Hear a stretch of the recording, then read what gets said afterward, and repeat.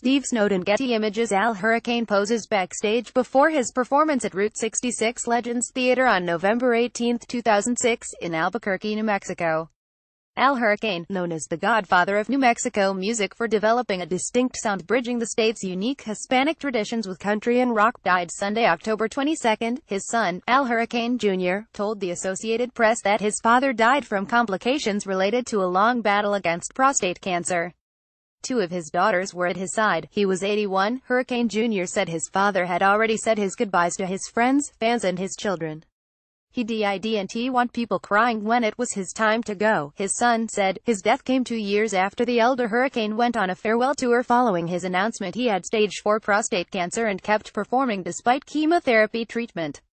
Born Alberto Nelson Sanchez on July 10, 1936, in the tiny village of Dixon, New Mexico, he was raised for a time in Ojosarco before moving to Arizona and later Albuquerque. He learned to play the guitar thanks to his mother and his father, a miner.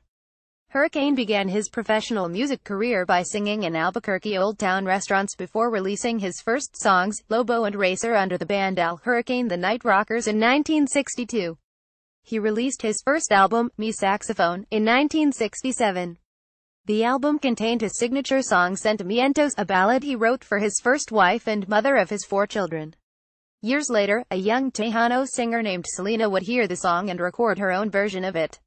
In 1969, while on a trip to Colorado, a car carrying Hurricane and 5 band members skidded on an icy bridge and flipped 5 times. A piece of glass struck Hurricane's right eye, causing him to lose it. He'd wear an eye patch for the rest of his life, and it would become part of his unique look. Other popular songs he recorded were South Bend Burrito and Mexican Cat Pedro's Girlfriend.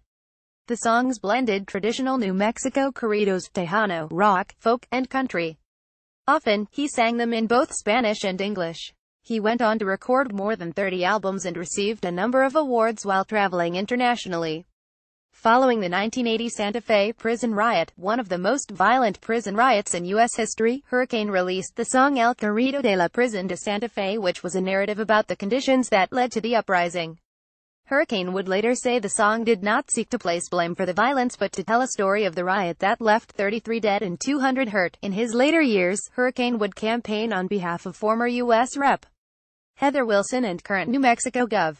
Susana Martinez, both Republicans.